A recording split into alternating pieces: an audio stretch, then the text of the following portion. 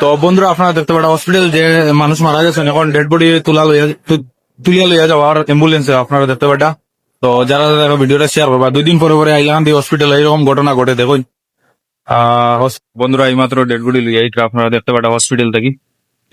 আমি আমার তারা খোয়ার লগে লগে আমি সোনোগ্রাফি অন্য গেছি, তারা কইছেন 12টায় আপনার রুগী লইয়া আইবা। আমিও তো গেছি, তারা করিয়া দিছেন। তাড়াতাড়ি ন যাবার বাদে তারা আমার রুগী পাঠাইয়া দিছেন রুমো। আর বার ওয়ার্ডও আমি লইয়া গেছি। আর এরপরে তারা 3টার সময় খোয়ার পরেও তো আমার রুগী ওলা অবস্থায় মারা গেলা। আর লগইয়া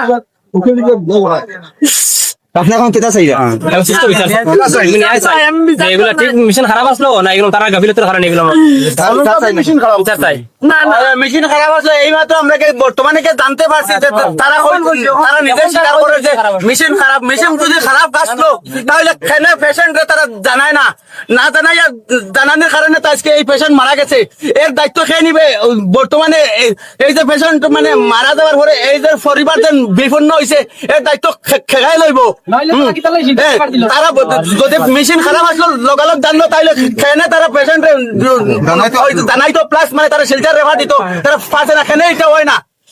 বন্ধুরা আমি আছি বর্তমানে হাইলাকান্দি এসকেরা সিভিল হসপিটাল। তো 2 দিন পরে পরে একটা ঘটনা ঘটে, সেদিনও আমি একটা ভিডিও দিছি আপনারা। 2 দিন পরে পরে আমরা হাইলাকান্দি হসপিটাল এরকম ঘটনা ঘটে দেখুন কিরকম অবস্থা। কত কালকে থেকে অ্যাডমিট আইলাকান্দি সিভিল হসপিটাল। সকালে যান বুকের বেদনা, কালকে বুকের বেদনা হলে আইসি, ট্রিটমেন্ট চলছে। সকাল ডিউটি ডাক্তার আইসেন মর্নিং এ, বাবার নাম কিটা? মোহাম্মদ আব্দুল লতিফ বড়বইয়া। সকালে ডিউটি ডাক্তার আইসেন, এই ডাক্তারে দেখিয়ে ওকে 2টা টেস্ট দিছেন, আবার কালকের গুলো সব দেখি আবার টেস্ট 2টা দিয়েছেন। একটা দিন ইসিজি, একটা দিয়েছেন সোনোগ্রাফি। কয়া দিয়েছেন যে সোনোগ্রাফিটা তো নাও হইতে পারে 12টা করে খুলে যেতে, আগে ইসিজি করাইলাম। আগে দেওয়ার পরে তারা একবার তখন ইসিজি গেছি, তারপরে তারা কয়ে এখন তোরা পরে আইও তো 10:30-11 হইব। আচ্ছা এরপরে আমরা আইকি যাই ইসিজি করাইছি 12টার সময়, সোনোগ্রাফি করাইছি। সোনোগ্রাফি করাই আবার পেশেন্ট নিয়ে গেছি ইসিজি রুমে গেলে তারা আমার কয়ে যাও কি 3টার সময় আইও। এখন হইতো না 3টার সময় আইও, টাইম দিছে আমার। তখন তো আমি এখান থেকে ঘুরিয়ে আই গেছি, আর কিছু কইছে না আমার, আমি আই গেছি ঘুরিয়া। 3টার সময় যখন লইয়া গেছে তখন আমার বাবার খুব মানে অসুবিধা করছে, আস্তে আস্তে করছে, হার্টবিট বাড়ছে বেশি। তখন লইয়া গেছে অক্সিজেন লাগাই যা ওয়ার্ড থেকে। যাওয়ার পরে তারা ইসিজি খালি মেশিন লাগাইছে, সব লাগানি তোরা পরে খুলে লেছে। ওখানে খুলছে না আমার ডাক্তার ডাকিয়ে আনো গিয়ে আমার হচ্ছে। তখন আমি গেছি, হ্যাঁ নাচতে, তখন বিজয় যে নাচটা পড়লো নাচ, তখন হ্যাঁ কইছে। তখন আমি ডাক্তার পাইছি না, বল তোরা পরে আর এখন নাচে ডাক্তার নিছে। নেওয়ার পরে আমার কইছে তারা মানে আমার বাবা লাস্ট ডেডি গেছে। এরপরে থেকে তো আর আমরা কেটা কথা খারাপ আসলো না, এরকম কিছু কইছে না, আমার আইসিটি মেশিন খারাপ এরকম কিছু কইছে না। এখন আমরা যাওয়ার পরে কইলাম যে আমার বাবারে তোমরা সকালে 2বার ঘুরাই দিলে, যদি সকালে যদি না করতে হয় তো তোমার কইতে আমি অন্যদিকে করলাম, মানে আমার বাবারে ফাটতে দিলে তো ভালো হয়। তারা এখন খবর যে এই টাইমে মেশিন খারাপ আসলো, ইঞ্জিনিয়ারে মেশিন চেক করে ঠিক করছে, ঠিক করার পরে এখন এসে এখন আপনার বাবা মারা গেছে। এখন বাবা মারা গেছে 3:30 মিনিট, 3:30 মারা গেছে। বর্তমানে মানে তারা হসপিটালের মানে নেগলিজেন্সের কারণে এই পেশেন্টটা মানে মারা গেছেন। অথচ তোর আমি এই হসপিটালের আন্ডারে যে সুপারিনটেন্ডেন্ট আছেন তাদের কাছে অথচ বিহিত ব্যবস্থা নেওয়া হোক, এটা সঠিকভাবে তদন্ত করা হোক, এটা নিয়ে আমি আজকে এখানে প্রতিবাদ জানাই।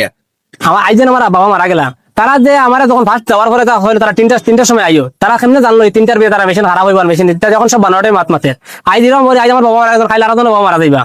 এরকম আই হাইলাকান্দি সিভিল হসপিটাল এরকম ঘটনা দিয়ে হয়, আমার মানুষ যেতাম কই গরিব মানুষ, আমরা তারা একটা ব্যবস্থা দিত ঠিক মতো ট্রিটমেন্ট পাইলে সব সরকারি মানুষ আয়, সরকারি হসপিটাল গেছে। তারা এরকম গাভীরতার কারণে আজ যদি মানুষ ভালো মানুষ মারা যায় জিনিসটা কিরকম হয়।